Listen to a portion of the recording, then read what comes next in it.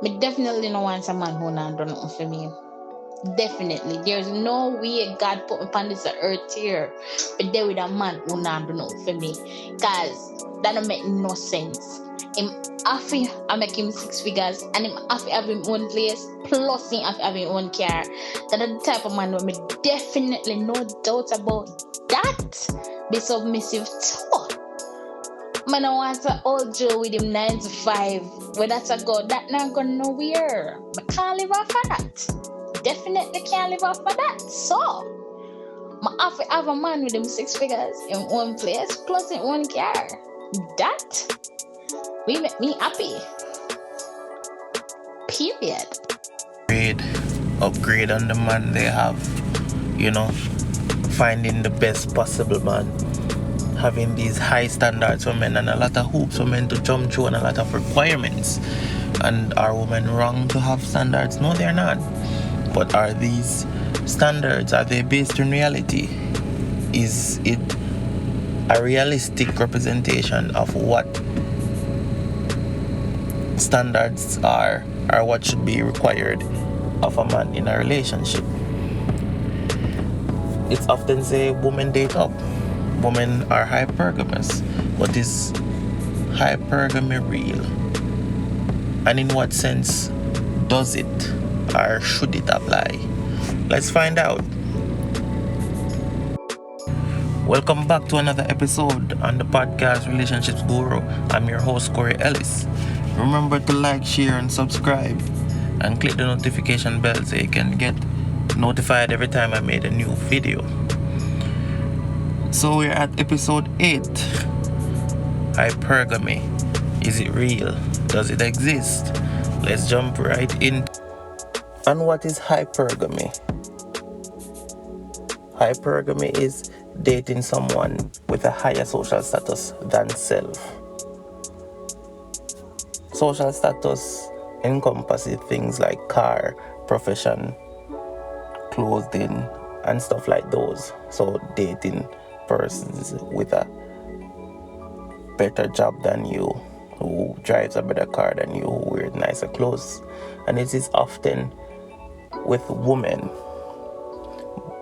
So this is closely knitted with the street slang known as gold diggers. Is it gold digging? What is who and what is a gold digger?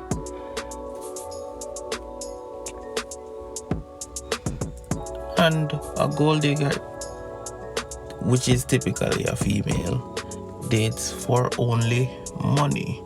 Their only reason for dating, their only reason for getting with a partner is for financial gain or financial security. So with hypergamy, dating someone so outside your social status who is of a higher social status, whether the person is an engineer or the person is a doctor, naturally that person would be a higher earner than you. But is that the same thing as gold digging or dating? Financial security or financial gain. Naturally, women always date a guy who they perceive as top value, and always go on to date guys who they perceive are better than the guy that they have dated before. It's only natural. It's instinct. What hypergamy was intended for in its natural state was for a woman to find a man or find a best mate who best provides and serves her needs. But with the social media now programming everyone and giving everyone a false sense of make it in life and look like they make it instead of actually make it in life with the Instagram stories or WhatsApp statuses, updates, make it look like they're traveling and they're all over the world. this creates a thing where women, even with the feminist movements, tell women that they can always have more, they can always do better. When in the case that's not true, you can't always do better. You don't get to have it all. It is not possible. And social media has brainwashed women into thinking that gold diggers or gold digging is the same as hypergamy. They don't want no scrubs, no broke pocket man, or no man who's not making this, or no man who's not making that amount of money can't have a relationship or can't pursue them romantically. And that's not being hypergamous, that's gold digging. I believe what hypergamy is the best man. A person who is going to treat you right.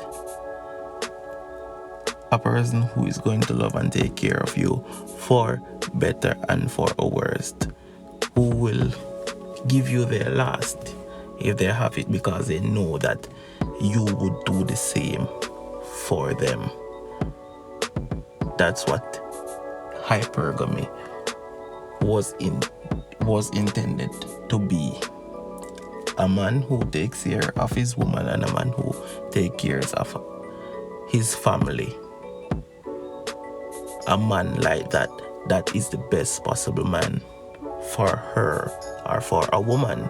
And if you see it now, if they're so-called hypergamous and the best possible man they're dating are chasing men who has a lot of females, and men who has a lot of female attention tend not to settle down. They tend to pick, choose and refuse which one they want to sleep with.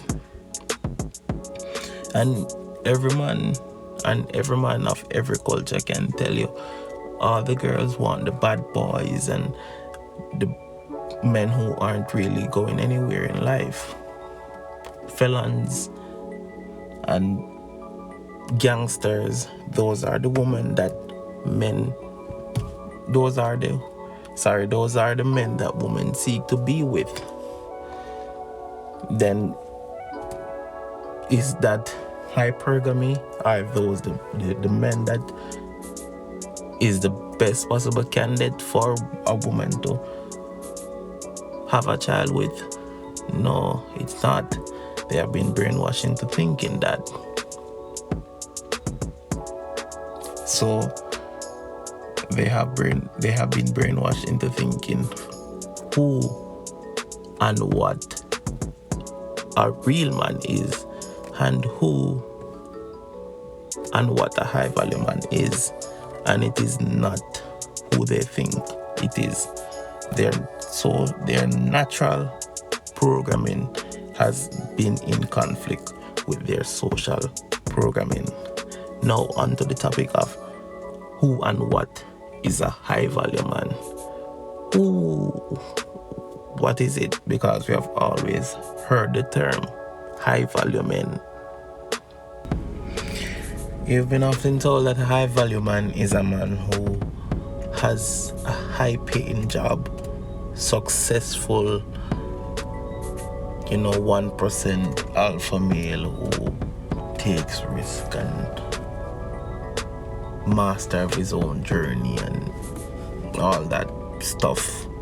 Or you've been often misinformed by that red pill community who tells you high value man is a man who makes a lot of money or has to have six pack and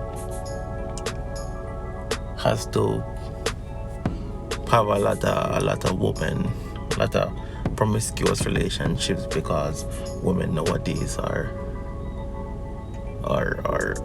wife material. And while some of that is true, it's not entirely the whole thing. But a high value man is a man who knows who he is. He's a leader who takes care and